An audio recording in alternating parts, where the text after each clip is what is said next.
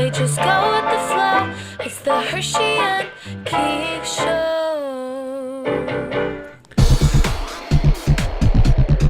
Welcome to Hershey and the Keegs Show, starring pitcher Mark Hirschman and his personal catcher, Mike Keegan.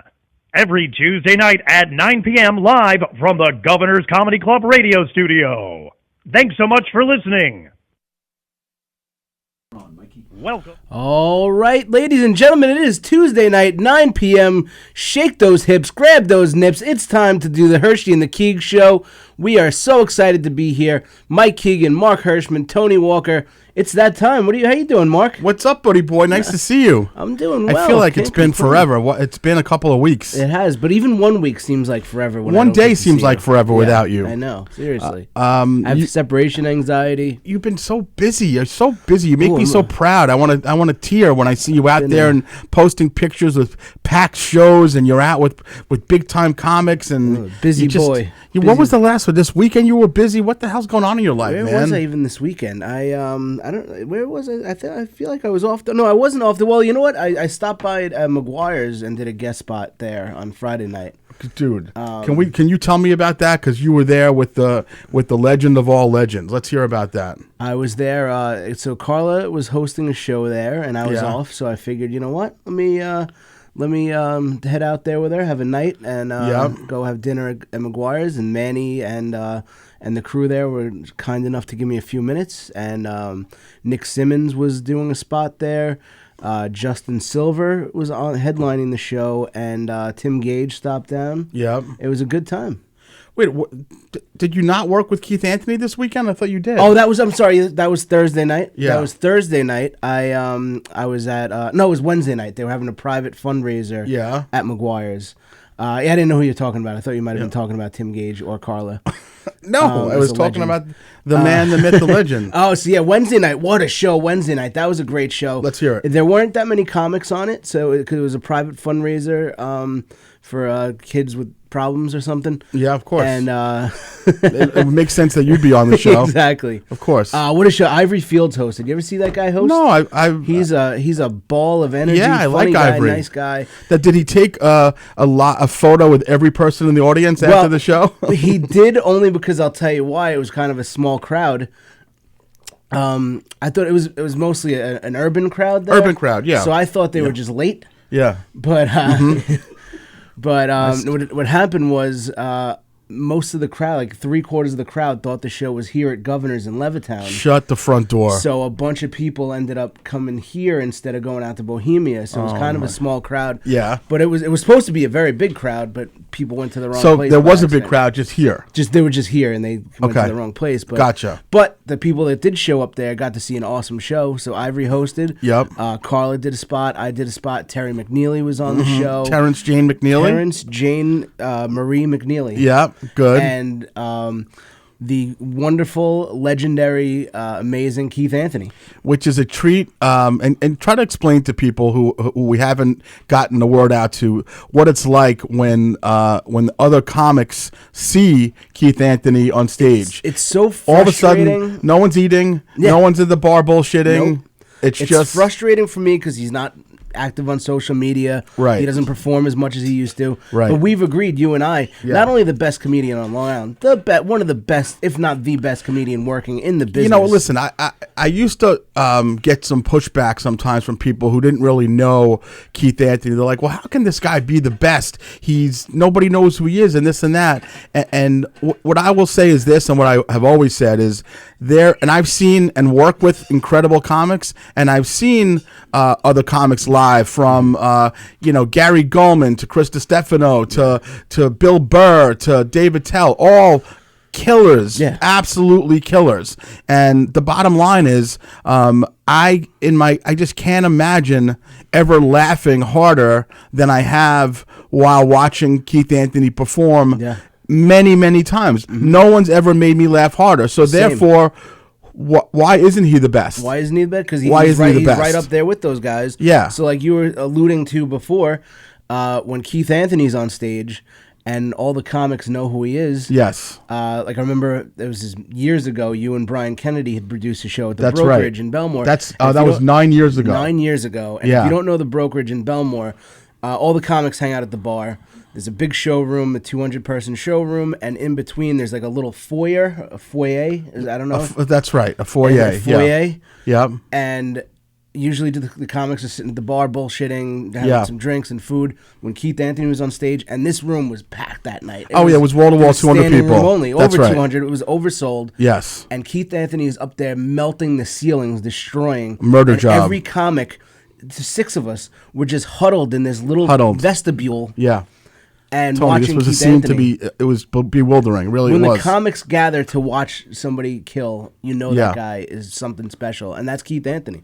So there was actually another comic who had turned out to make a little career for himself, not that many years after that show, but also on that show that night was Tim Dillon. Tim Dillon was on that show, and he was also one of the guys.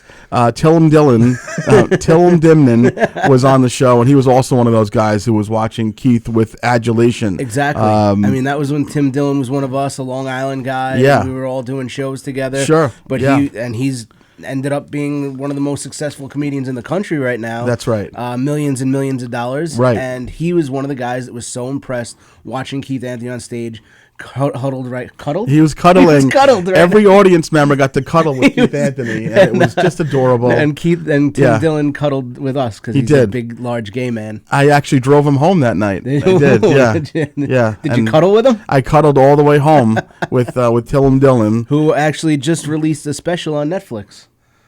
Yeah, so Tim Dillon did that, and so Keith is a killer, and again, I think what people need to realize when it comes to something like Keith Anthony and stand-up comedy is that you really don't need to be famous to substantiate the fact that you're the greatest. You don't. Absolutely. The way that the way I compare it is that ultimately. People didn't know who Roy Hobbs the Natural was until he was 36 years old, and then he hit a ball that turned into a spool of yarn off of a lightning bolt. When he was Thunder Boy, right? Yeah, exactly. So the Savoy Special. Yeah. He was the greatest. Mm-hmm. He was the greatest we ever saw. He hit home runs off of Babe Ruth in practice. Keith Anthony's the Roy Hobbs. He is the best. Comedy. And for whatever reason, why he hasn't, I like to think of it as him choosing to not be famous. He's had other things in his life. He's had other aspirations, going to school and studying the Bible and other things like that. Seminary school. He's a brilliant guy.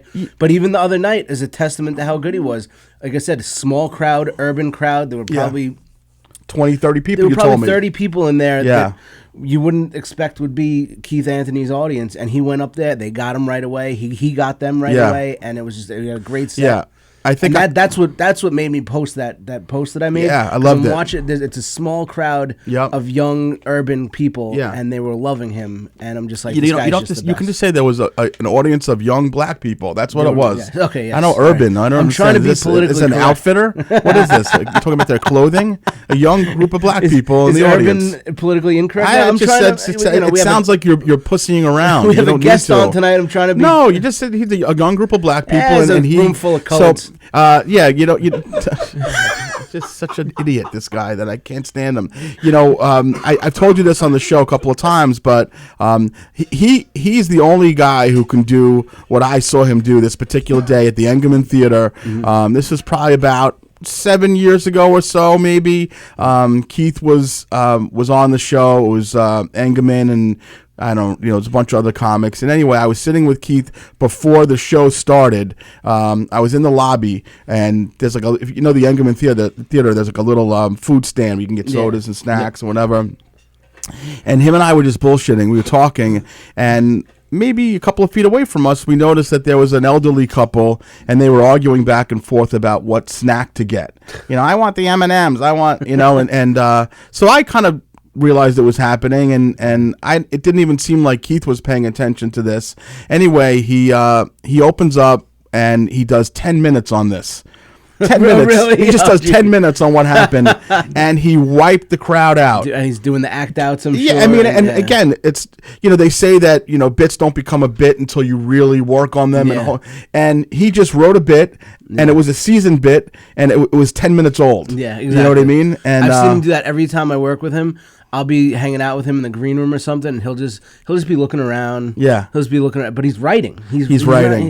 He's that's the key. I think that in order to be a really, really good comic, you have to be intelligent to some level. And my guess is he's probably the smartest person that we know. Yeah. I was doing a show with him. You know how when you're doing comedy and the host doesn't ask you for an intro, so they give you the old generic. He plays clubs and colleges and casinos all over the place. Yeah. So the host of the show, and this was pretty recently, brings Keith Anthony on stage, didn't ask him what his intro was, and goes, you've seen him for playing colleges and casinos all over the East Coast. And Keith Anthony goes up his first 15 minutes where so I just got back from all these colleges and casinos I've been working, and I was actually, it's very funny. Last weekend I was actually working at a college across the street from a casino, which is nice because the show was across the street, but they feed you at the college, and dude, all the comics knew it was just, and he just do it off the top of his head, and he's like, then I walk across to the casino, and somebody comes up to me, they're like, are you that guy that plays all those colleges and casinos all over the country? And I'm like, yeah, that's me. And dude, just murdering the crowd who doesn't really know the inside baseball of that. And here's the beauty of it. He did not do that for one person in the audience. He did that for you and Terrence Ann McNeely or whoever else was on the show. That's why he did it. He did that he didn't for give us, a and shit. it killed. Another time we were here at Governor's, main room, full house, over 300 people in that room. Packed. And he starts doing a George Gallo impression. Yeah. Nobody knows who George Gallo is. If you're on Long Island and you're a comedian, you know who George Gallo is. The guy's a phenomenal, he's a Long Island legend. Yeah. Brilliant comic himself, But Keith Anthony starts doing, and then George Gallo comes up, and 300, he was just doing it because me and Terry McNeely were sitting in the back of the room. Terrence he was doing it for us, Marie. and it's killing. He's doing a George Gallo impression on stage, killing. I love this. It's unbelievable. I love it. And I'll be with him tomorrow night, Keith Anthony. Where is this? We're doing a show in Hicksville. It's a fundraiser I do every year for the Long Island Builders Association. Okay. What they do is they get all these big building companies and they do a project for a family in need every year. Okay. So it's at this place Cosentino. It's a granite warehouse. Where is this going to be at? It's in Hicksville in the Granite Warehouse. I do it every year. Do you think, I make a lifetime of telling you that I'm going to go places that I never go to? This is somewhere where I might actually come go out. to. It's a good show. It's me, Chris Roach, Keith Anthony, and Richie Byrne. All right. And it'll be a fun show. So just let me know when Richie's set so I can make sure I show up after. Richie's going up first, so good. so you can Perfect. come right after. So just let me know when the show starts. Yeah, exactly. And I'll come 10 minutes after that. That's going to be great. All right. If I can get out tomorrow night, I'm not kidding. I will come to that because he's a treat, and it's sometimes he's a little Haley's Comet. You don't know when it's going to come around next. Yeah. So I appreciate that. Keith Anthony's. That's terrific. All right, good. So that's been happening for you. What else of news and note? Anything else important? Nothing really. Just last weekend I was pretty much off from doing comedy other than that show, and then Friday doing a guest spot. Okay. Just been following our Yankees, who have been. Yeah, what man. an exciting time for sports, especially in New York. Yankees, Mets. Yesterday, my Bills won, and the Yankees won, and the Islanders won. That was my day. I mean, it was crazy, and I don't want to touch too much on it because we're anticipating having a guest on. We're hoping that we have, and I just put this out on Facebook a little while ago, but we're hoping to get an appearance by WFAN's Ed Arzuman, who's a radio and on-air personality as well as a producer. So we're gonna hit some sports up when he comes on. As long as he arrives, he had a family matter to take care of, so hopefully he can show up. But there was one point last night where the Mets game ended.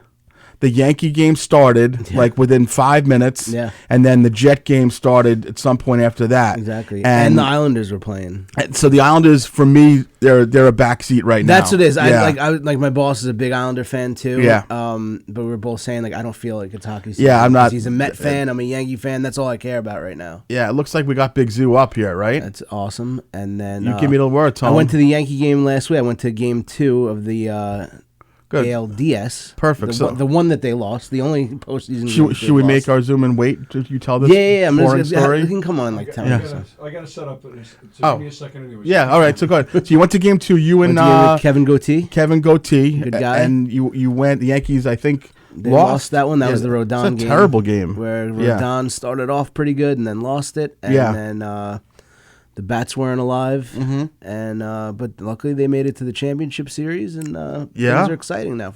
All right, beautiful, very good. Sports. It's really just surreal what's going on right now. I don't think we can possibly believe that it looks like to me, and we'll talk to Ed about it, but it looks like they're on a fast track right now as far as meeting up in the Subway Series. Yeah. You know? I'm ready if you are. All right. So with no further ado, we are more than honored to have on, I would say certainly one of the rising stars in New York sports media. He is an on-air personality at WFAN Radio in New York. He is a radio producer. I have gotten to know him a little bit. Although he's never seen me by face, he knows me as Herschy from Valley Stream. And I am certainly very happy to welcome my buddy, Big Zoo Ed Arzuman. What's up, Big Zoo? Yo, what is up, boys? How we doing? My man. Big Zoo. I say it's an honor to have me. It's an honor to be here, guys. I love it, Thanks man. for having me. I love it. You know, I was talking to a mutual friend of ours who's, I don't know if you know this, but he's going to be doing a show out of the Governor's Comedy Club radio studio where we are. Your boy, Peter Schwartz, is going to be on this station as well. And we were talking, and I said, hey, I want to get Ed Arzuman on, and he reached out to you, and thanks to Peter for that. And yeah, man, it's just a delight to have you. So thank you so much. Yeah, bro. Thank you guys for having me, man. And I know we've been trying to make this happen for a little while, man. And I'm happy that we could do it right now because, like you guys were alluding to before, it's a really good time in New York sports right now. It's totally nuts, and Mike and I have been talking about it. If I had to tell you right now, you had to give me an answer.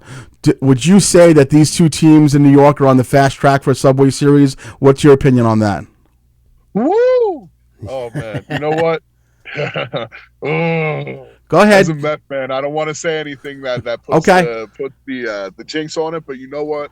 When you look at this objectively and you look at the way the Mets are playing, the Yankees, I don't even really, I don't feel like I need to waste time on it. Yep. They are a better team than the Indians, the Guardians. Oh boy. They're a significantly better team than the Guardians. I mean, look at what the Guardians are trotting out there to start games. And I know a lot of people have issues with what the Yankees got in their starting rotation, but it's so much better than what the Guardians have out there. That series shouldn't even, I mean, a sweep isn't out of the realm of possibility, in my opinion. Yeah. And are they still up 3-0 right now? Is it still up 3-0? Did Cleveland just score? No, it's still 3-0. 3-0. Yeah. But yeah, a lot of people are saying the Yankees got the easy track to the World Series, which very well might be true. I wouldn't say it's easy. They earned it. They're that good.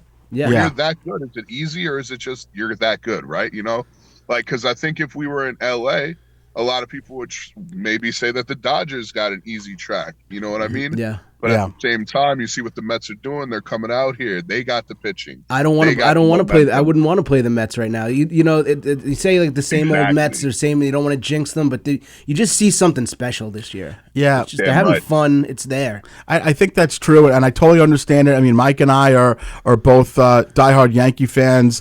Our producer Tony Walker is a diehard Met fan, and I get it. You guys don't want to jinx it, but man, from the Lindor home runs to Alonso. Like, you know, you feel like you're watching. I mean, you're not even old enough to remember '86. I don't think, Ed. No, I wasn't alive. Yeah, but I was, and this team makes me feel like I'm watching a disciple of that crew because they're fearless, and now they're playing. I mean, I hate the expression they're playing with house money, but in a sense, I hate that. Yeah, but nobody expected them to be here. So as Mad Dog used to use the old term, loosey goosey, they're not playing nervous. That's for sure. They are not playing nervous at all. They're playing cool and calm and collected, and I think that comes from the manager. What do you feel about that?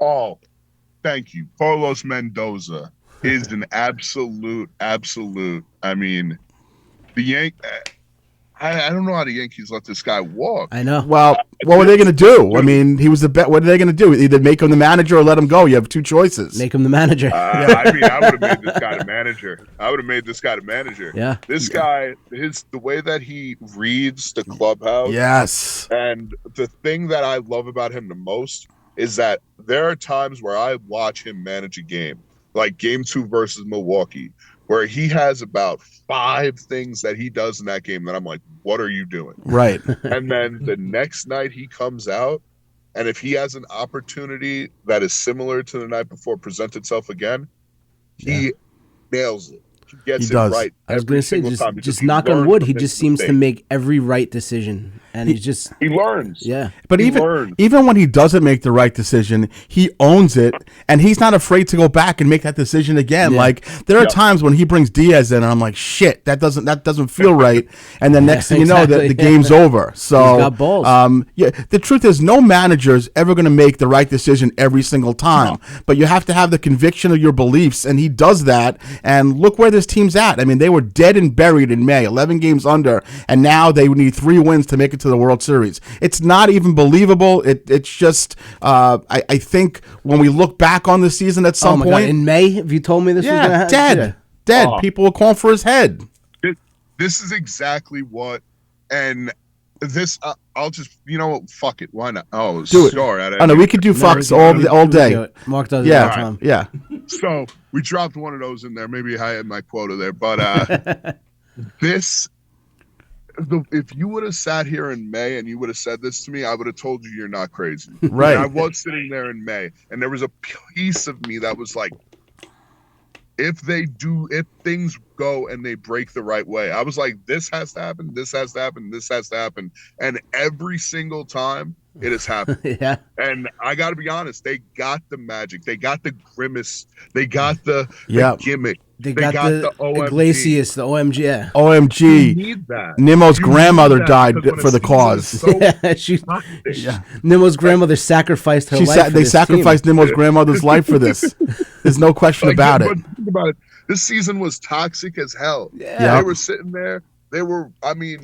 You're talking Chernobyl levels of people didn't want to show up to the stadium. They had 5 people there on opening week. Oh my God! This was as bad as it gets. They needed all of these gimmicks. We had them to where they are. Right before the season started, we had Frank the Tank from Barstool Sports on the show. He goes, they're going to lose 105 games this year. No. He said they were going to lose 120 games. Was it 120? So we have I think he started at 105 and ended up by the end of the episode he had a 120. They were going to lose. We had Frank on for a solid 40 minutes, and he did doze a couple of times on us. But when he wasn't asleep, he went on the tirade that Brandon Nimmo was going to hit 195. The Mets were going to have to release Acuna, all this crazy shit. Alonso would be gone. At the Alonso wouldn't make it to the rest of the season, and he was very staunch on the Mets breaking the losing record and having 120 losses. Right. So shout out Chicago. Yeah, man. Right. It's totally insane where they're at, and it's super cool. And I'm a diehard Yankee fan who does not root against the Mets unless they're playing the Yankees. So I've enjoyed this ride, and might be coming soon though. Yeah, it might be coming soon. I'll take it. I'll take it. Bring it on. Bring it on. And what, to answer your question, I got this all started because I don't think I did it appropriately.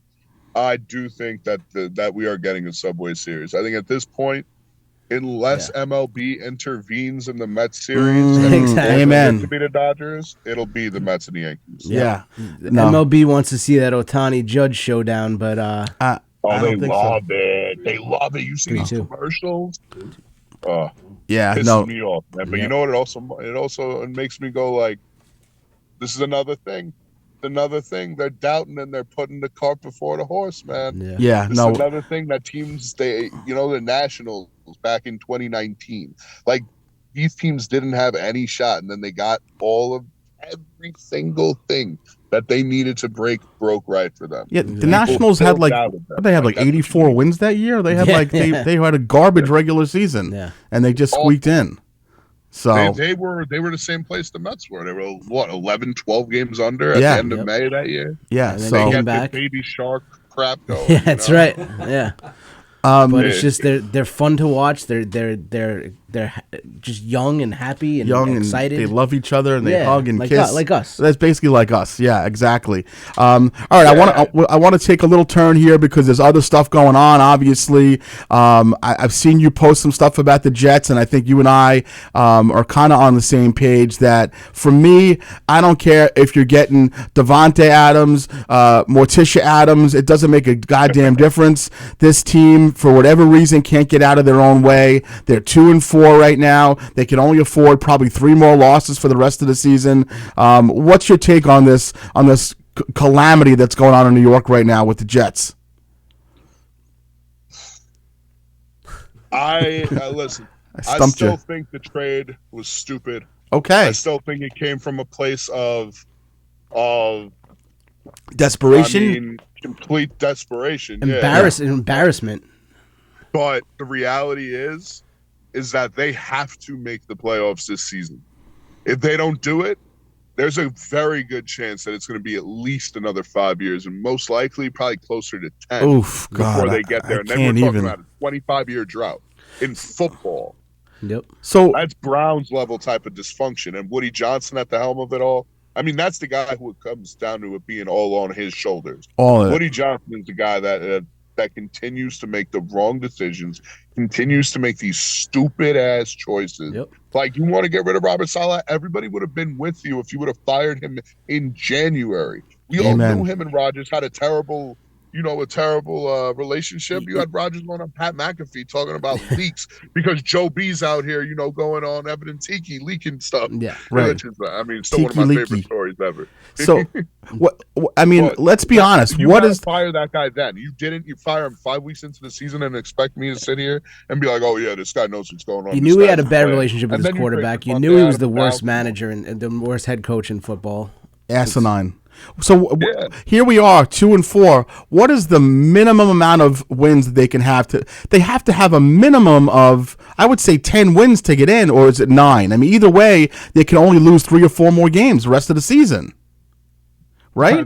Depends, man. It depends on how this AFC shapes up. Because right now, I'll be honest with you, before this week, and I mean, this is just how it kind of goes because, everybody gets to 500 and then certain teams lose, certain teams win, and then there's a little bit of parity. Yeah. But the NFL has been a joke. I mean, you look around the league, 1 week you got the Pats beating a team. Right. The next week you got the Texans losing to somebody that's trash. I mean, you can't judge where any team is right now or where any team is going to be at the end of the year. I think 9 wins might be able to get you in a year like this when there is no dominance. Especially if the AFC East. I mean, the Pats are not a great team, and the Bills. My Bills are showing that they're an average beatable team. But so 9 wins, so they have 2 now. They'd have to go 7, and what would be the rest of their season? They have to go 7-5 the rest of the way. Yeah, I don't know. 7-4. 7-4. Can this team go 7-4 with the hijinks? Obviously, I thought that a lot of the if they get their heads out of their asses and stop jumping off. Stop false starting. I mean, exactly. Learn how to get themselves set before plays. Yeah. Maybe they'll actually get an offensive drive together. 200-something yards and penalties. It's the only team I've ever seen in history that gets more offside penalties because of the cadence of their own quarterback. Can't you figure that shit out? Isn't that what you practice every freaking day for? I know. But Rodgers is making them jump. In practice, right? Yeah. And they do this cadence probably.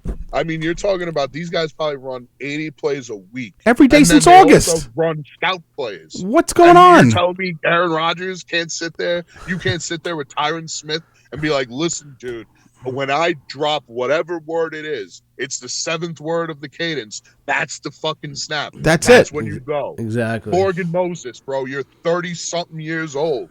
You've been in this league for almost double-digit years. Get your shit together. It's not like it's a line of rookies. I would get it if it's Tittman, Vera Tucker, and then 2 other guys who are in their first 3 or 4 years. All right, you're working with Rodgers. It's difficult. You're going to a masterclass from Zach Wilson. I mean, you know what I mean? That's like going from hooked on phonics to going straight into dropping you in the middle of Russia and telling you to go speak to somebody. It's not going to work. These guys are veterans, and for them to be doing this, it's jarring more than anything else, and it's not going to get fixed by bringing in Devontae Adams. Yeah. Like Devontae Adams isn't going to fix any of those false starts. What is that going to do? That's not going to help Unless at you all. can kick a field goal or coach a team. Oh my God! With the field goals yesterday, now all of those Alan Lazard targets go to him. Yeah, exactly. And now we don't have to see Alan Lazard with the fucking popcorn hands in the end zone. Yeah. But regardless, I mean, I thought yesterday at least it was going to be an addition by subtraction. I was a solid killer for 2 years. I couldn't understand his play calling. I couldn't understand his substitutions. I never understood. It didn't seem like the players really had a lot of respect for him. They may have liked him, but not really, respected him as a coach or feared him. So I thought that yesterday there would be an improvement. But the same stupidity was constantly happening over and over again. And they should have won by 20 points yesterday, and instead they lost by 3. Like, it's ridiculous. Yeah, Rogers said, right? It was a 30-point game. The offense should have had a 30-point game. Easily. And between what Zerline did and between the penalty on Brees on the Braylon Allen touchdown that gets called back, I mean, they really could have had 30 points in that game. And that's what makes me say, like, yeah, this team could go 7-4 down the stretch if everything breaks right. Yeah. But everything has to break right. And they can't have any of this BS going on. And they can't have touchdowns getting dropped by guys that Aaron Rodgers brought here. Yeah. So now that Devontae Adams is here, Devontae Adams now needs to play like, I know he's not going to be Green Bay 27, 28-year-old Devontae Adams. Right. But you have to give me, at least like what the Atlanta Falcons had when they had White and Julio Jones down there. Mm-hmm. Like, you need to at least be able to take the pressure off of Garrett Wilson. So now these little passes that he keeps getting that only go for 4 yards, and he has to duck and dives in order to get anything extra. He's getting beat those up. can go for 10 to 15. Right. No, I mean, you're not going to be able to double team Garrett Wilson if you're going ahead and covering Devontae and vice versa. So hopefully that opens up the slot. But if he turns into Alan Lazard 2.0 because, yeah, because it's the Jets. Else Aaron's brought in hasn't done too great. Because it's the Jets. I want to, I obviously don't want to keep you all night. I know you had a personal obligation today, so again, we're super thrilled that you came on with us. I personally was super critical of the Knicks deal. I'm still not comfortable with it yet. I understand the idea of bringing Towns in because Mitchell Robinson's hurt, but the loss of Randall, who I was a fan of, and DiVincenzo, it's stinging with me. I'm worried about the chemistry. What's your take on it, and how do you think it's going to work out for them? I hated the move. Hated the move. Yeah, big time. I don't like Cat as a player. I think he's good. Like, I get it. He's a really good player. He shoots the ball incredibly well for a big man. He does rebound, maybe not to the extent you want him to. Yep. And that's my biggest issue. He doesn't play great defense. He's okay. Yep. But he's not great. He can't bang with Embiid. Like, that's the biggest issue they're going to have with this trade, is they got rid of a guy in Julius Randle, which they clearly missed last postseason because not partially because of his scoring, because he's a great player. You miss that always. But also because he's a physical presence. And once Mitchell Robinson went down, they didn't really have that outside of Isaiah Hartenstein, who couldn't do it all by himself. Right. In terms of, laying that foundation for everyone. So you get rid of Julius and you bring in Cat. And I'm just afraid all those hustle rebounds that they got, all those tip outs that they would get, all of those block shots that they would have, that anchor on defense that Hartenstein and Mitchell Robinson are able to be.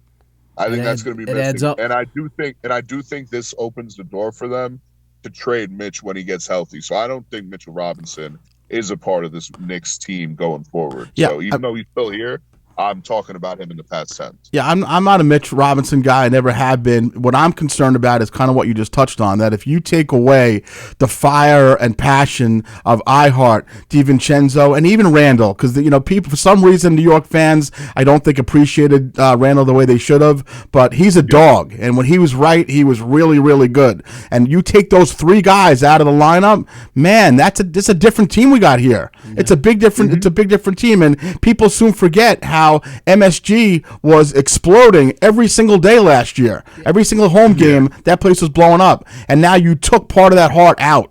And I think that's a big issue. And, I understand, Cat can shoot the three. He can rebound. But he's also soft. And he also gets hurt a lot. And he's also never played in New York full time. He's been playing in Minnesota where nobody pays attention. So I guess we'll see how it is. But I was curious to see how you really felt about it. And it seems like you're kind of on the same page with me about it. And I want to say one more thing about the Knicks. There's another guy who I wasn't against trading, but that they traded, and it was in a terrible trade that they're going to miss big time going forward. And that's going to be Quentin Grimes. Oh, because this kid, I've just seen a little bit of him in the preseason this year. It looks like he is starting to put together all those pieces on offense that we saw with him. And if he does that, he's on the Mavs. Oof. Oof. Yeah, I'm man. telling you, that kid might be averaging 18 to 20 points this year. Yeah, I mean, and a couple steals, and everybody's gonna be going, did you really need to trade for Bojan Bogdanovic? I think what's going to happen in that situation is that very quickly, if all these things backfire, it looks like the bloom is going to fall off the rose. Leon, not pun intended there. All of a sudden, all those great moves that he made might kind of come and bite us in the ass. So hey, listen, Mikal Bridges, OG Anunoby, yeah, man. As long as those three guys can stay healthy, this team is gonna be a playoff team. They're gonna be winning rounds in the playoffs. Yep. It's just a matter of these trades were made to win a championship. Yep. If Amen. they don't, then it was a failure. Absolutely. That's how it comes down to it. One last thing I want to touch on. It's something that me and Mike talk about, and I can't be objective about it. And wait, hold on. Peter Schwartz is texting in. He says, "I owe Zoo a bagel." Is that true? Peter owes you a bagel? Peter, you know what? Even if he doesn't owe me a bagel, he owes me a bagel. All right, Peter, you're getting a bagel. Hard to ask a New York guy this question, and I've been debating this with a buddy of mine for the past week or so, and I'm trying to look at it objectively. I strongly feel that the worst fan base from a respect standpoint for how they treat other fans standpoint, how they treat their own players standpoint, is by far the Philadelphia fan base, who I detest. He says that people throughout the country feel the same way about New York, and my point is New York fans have never booed or thrown things at Santa Claus. They've never thrown batteries at their own players. They've never done a lot of horrific things. Turk Wendell was on FAN recently talking about how his family got death threats when he was playing in Philadelphia and never in New York. So I think the Philadelphia fans are, by whole, obviously not, there's some good ones, I'm sure, but by whole, no, there disgusting. aren't actually. None. There aren't. There's none at all. Proven. None, Mikey says. What do you think, Zoo? It's interesting because I've had not a lot of experiences, but I've gone to games in Philly. I've gone to Rangers, Flyers games, and I've had good experience. I've had bad experiences. Never gotten into like a fight or anything, but just, chirping and having people, really getting heated. I've been to Knicks Sixers games. I've never had a bad experience at any of those. I mean, to be fair, It was the Jalil Okafor days of the 76ers. So, I don't think anybody gave a crap. Yeah. But I don't necessarily, and having spent time out of New York, I don't necessarily think that people view New York fans as bad. I just think they view us as New Yorkers as jerks. Yeah. I think it's more of a just carrying that over and just applying it to sports. Yeah. And I think the Philly fan still has their view as being a jerk. They're the ones that, like you said, booed Santa, threw the batteries at guys. Like, that's flip cars. When have you seen flip cars in New York? Cars on fire. Writing flyers on fire. Climbing flyers on fire. When have you seen anyone flip cars and light fires in New York? I've never seen it. People know that shit. It's not like it's under the carpet. Like, that's out there. People know about it. So, I mean, and it's not a regional thing. It's not like, only us in New York know about it, or only, the people in Philly know about it. No, everybody does. Yeah. So, I mean, the Philly fans definitely have a reputation no matter where you go. And I think any Philly fan that tries to tell you that outside of New York, New York is viewed as just as bad. You have to take that with a grain of salt. I love it. Because that's just basically whatever somebody's opinion is of New Yorkers. Correct. So if I go to my guy and I say I had Big Zoo on from FAN and he said that Philly sucks balls, I won the argument, didn't I? Exactly, yeah. I won it. Cool. Exactly. Thanks, Zoo. I appreciate it, buddy. We love you. We're so appreciative that you came on. Yeah, thank you so much. Make sure to get Peter Schwartz's bagel or vice versa.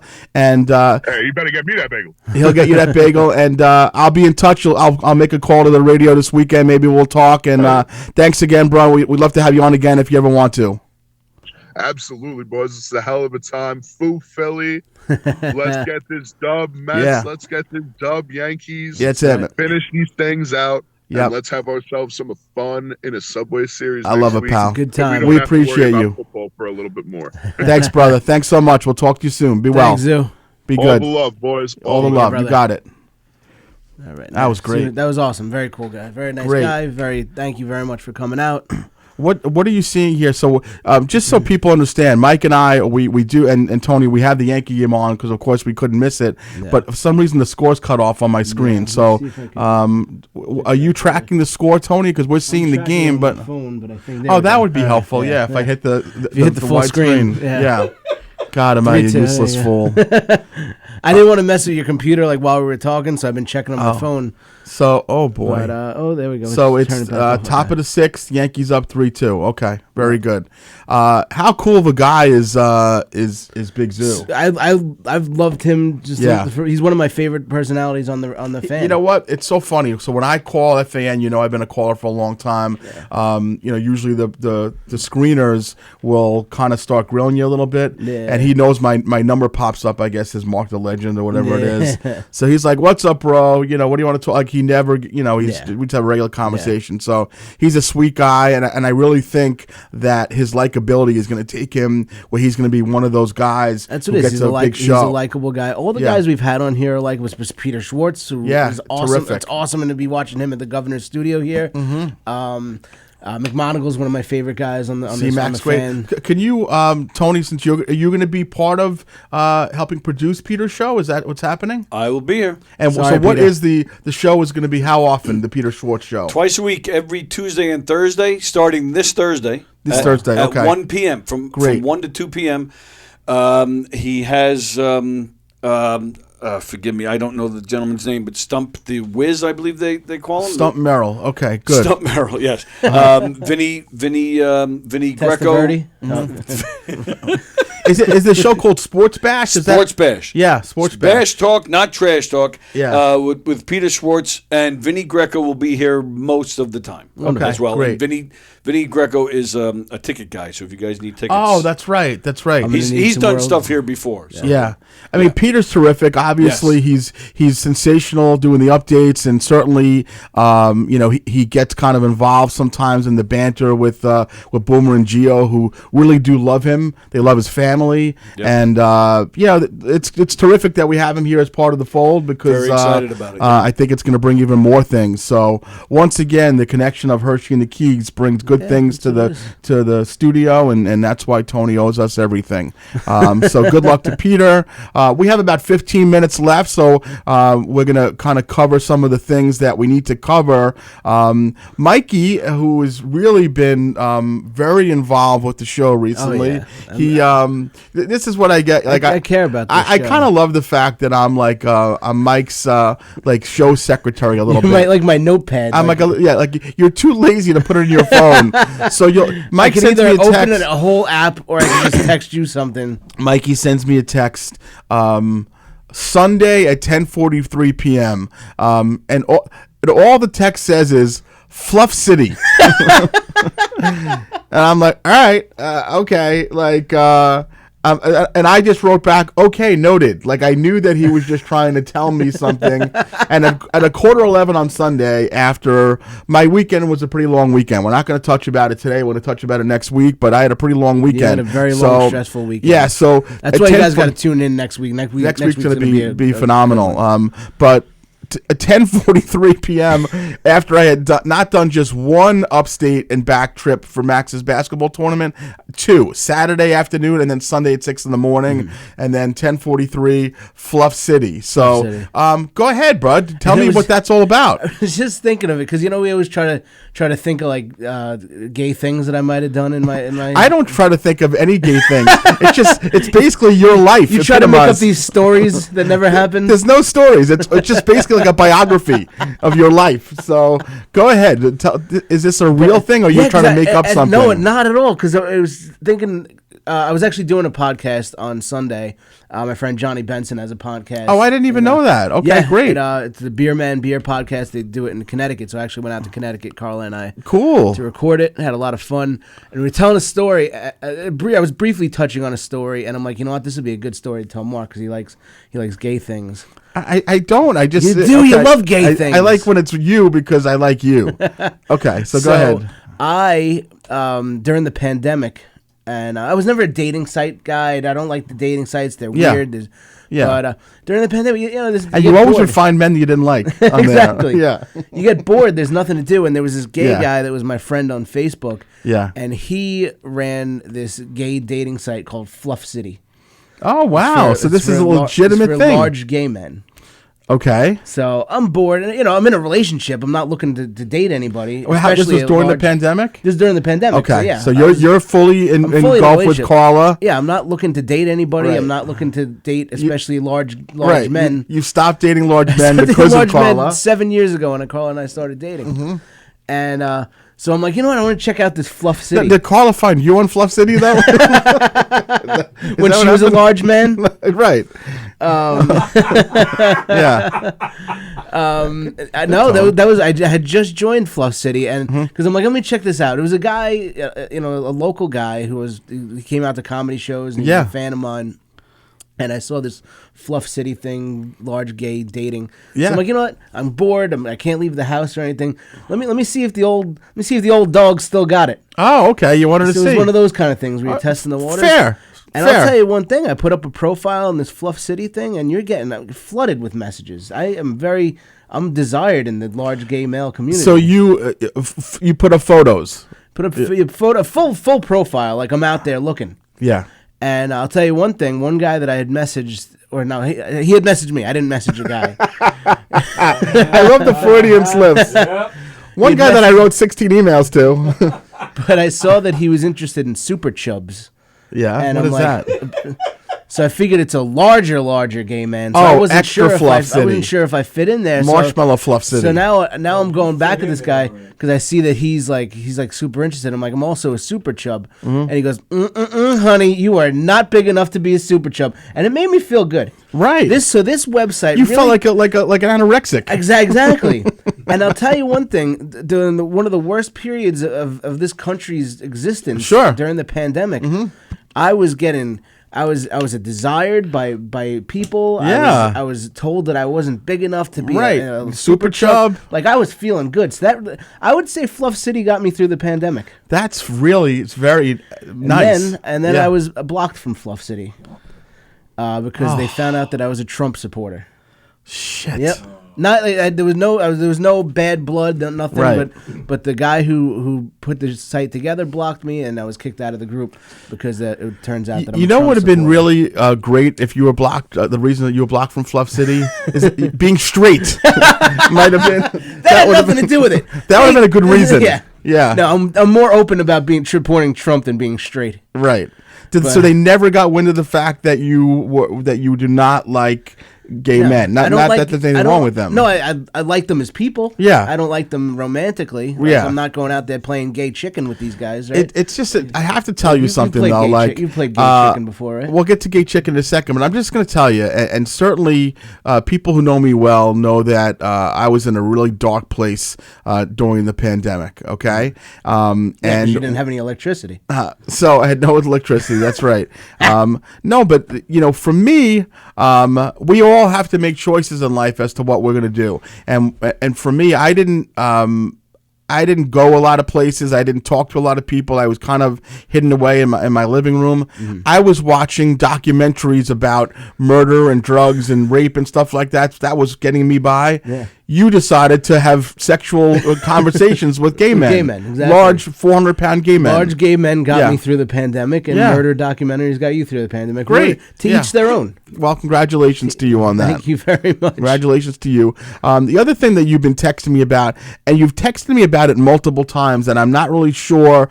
I feel like it's something that we discussed in the early days of the show, I don't know if and you said that we didn't. And I'm going to give you the benefit of the doubt. And the truth is this: we've added a lot of followers and a lot of listeners since the show first started. So if we have to be repetitive this one time, we apologize to our fans who have been there from the beginning. But Mike wants to talk about gay chicken, whatever that is. So chicken. Take the floor, chicken boy. Do you know gay chicken, Tony? Did you ever play? I have no comment on that. I get a feeling that you know what gay chicken is. I think so. Maybe he does. I think I know because I heard about it from Mike, actually. Jesus Christ almighty. What in the world? Gay chicken's a game you play in college. Mm-hmm. And it's basically you're there with one of your boys, and you play a game where you know how like if you know regular chicken, like if you're on bicycles and you drive right towards each other, and the first one that moves loses. Yeah. So gay chicken is you run your hands up each other's thighs, and the first person to pull away is the loser. I'm getting warm because I'm uncomfortable right now. I'm not even thinking it's funny. It's like it's sick. This is sick. No, because somebody's out. Neither of you are gay, and obviously one of you is gonna move. But why don't you have a catch or play pool or darts or backgammon? Why does it involve someone's penis? I don't understand this. I'm just not understanding. It doesn't make any sense. Yeah. Yeah. No, I'm just saying, now you tell me. You're saying it doesn't mean you're gay, but it doesn't because it's not like you're going through with it. What if nobody moves though? That's the thing. Well, yeah, that's the thing though. But exactly, because if you move, you're gay. That's the thing. I'm just saying, if you move, you're gay. If you move, you're gay. No. If you let someone touch your schwanz, that means you're gay. That's what that is. That means that you have ice running through your veins. Oh, I see. Okay, so you're basically Rambo with a cock in your hand. Exactly. I understand. I mean, that's fine. Like, come on. Yeah. No, we're not. No, we're not. We're not. Right. We're not doing it. Totally. I'm just saying. It just to me, it just doesn't make any sense. Like college, like you're bored in the dorm. No. When I was in college, all I wanted to do was I wanted to drink. Yeah. I wanted to smoke weed, and I wanted to feel women's tits. That's all I wanted to worry about. Well, a lot of the times there weren't women available that were interested in us. I can't imagine. Those are the ball grabbers. We don't want to hang out with them. I don't smoke weed. Yeah. I'm not a huge drinker. No, you're making excuses though. You're making excuses to and that's okay. If you're gay, it's fine. I will love you just the same. It's just something that's past the time. No, it's not. It's not anything to pass the time. You could have played Jax. You could have played Sega. You could have played Atari. You could have played anything back then. We did watch baseball a lot. Yeah, I'm sure you did. Yeah, but it's not a game. It's 2:00 in the morning. And you're a couple of Coors Lights deep. Oh my God! I just don't understand. The problem is this. I didn't move one time. Hold on a second. Right. Here's the problem. The problem is this. Your track record is so poor when it comes to things there's again we had a great guest on. There might be people who are WFAN fans and are Zoomin fans still watching. So the fact that we've taken this turn is just, I guess, kind of exemplary of what the H&K show is. You get a little taste of everything when you're watching today. You got a great guest. Oh boy, what are we doing? No, Yankees going to score here. Right. So, my point is though, for people who don't know this, but you've had from the early days of the show, and we used to talk about you and your 13-year-old buddy sitting on the couch next to each other with a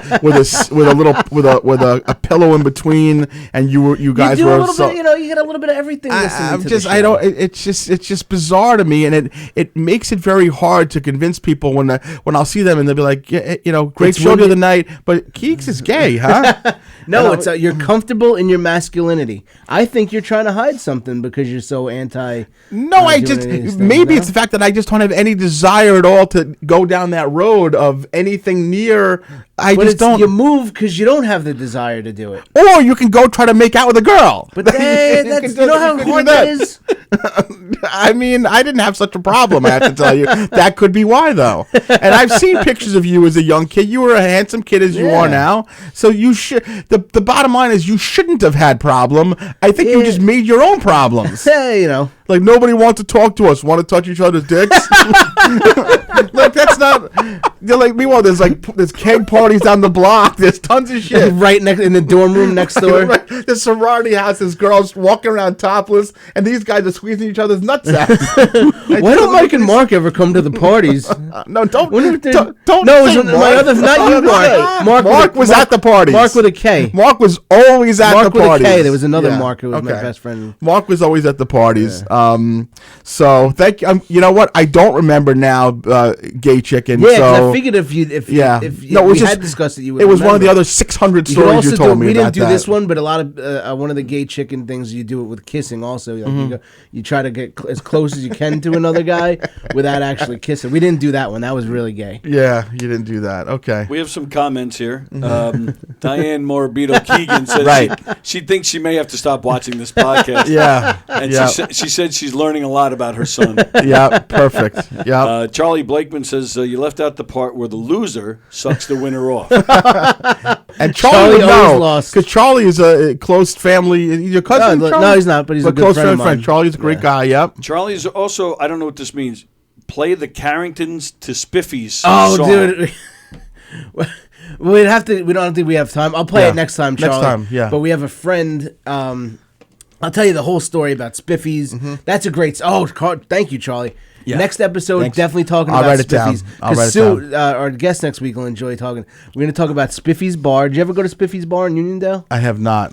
And we had a friend who used to go to foam parties at this place, Carrington's. Yeah, I know Carrington's. You know Carrington's? Yep, Did you ever go to the foam party there? I would never find myself caught in a disgusting scene like that. So we create. Charlie made an AI rap song about Spiffy's and Carrington. And we're going to talk about that next week, Charlie, so tune in. That's going to be a lot of fun. What's the matter, Tone? You okay? Everything all right? Yeah, no, I'm having trouble with the stream. Oh, no. Sometimes I have that also. I think we're lost. But keep going because it's recorded, so I can always I can repost it. That just happened now, though, I think. That wasn't going on the whole time, was it, Tony? No, it just happened. Yeah. It just happened. Yeah, look. The Wi-Fi. The Wi-Fi. Oh, is that what it is? The Wi-Fi went out? But you still have it on your computer. Yeah, we have it on the computer here. No, but it was slow. It was showing something slow, I think. Yeah, I don't know what happened. Okay. Well, we're at the end anyway, so it's okay. And I don't. Yeah, we're fine. But you can post this with the. I'm gonna repost it. Yeah. Okay. So great show. Next week. We have a show that we're super excited about. My very dear friend and neighbor Suzanne Galena is coming on the show. All I'll say is that you have to tune in. There's a lot we have to talk about. I'm not going to tease it at all. I'm not going to let you know what's going on, what we're going to talk about. For those of you that know. For those of you that don't, you need to tune in. Next week's great.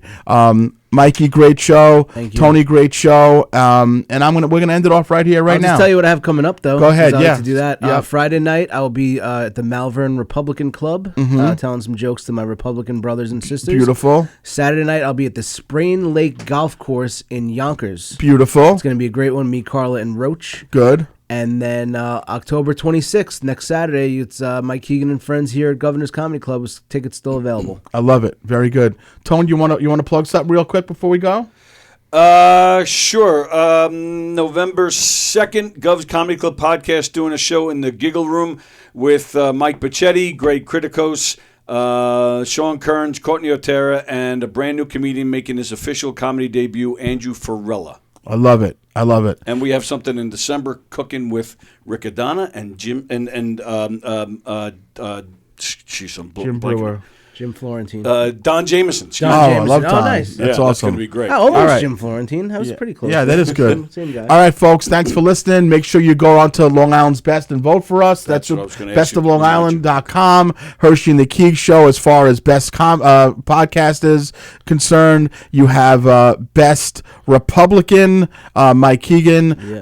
Best stand-up comic from Long Island, Carla Okerson is on there as well. Yep. So please go on there and vote every single day. Your support means a lot to us, and you mean a lot to us. Have a good night. We'll see you next Tuesday. Ciao. All right. Thank you.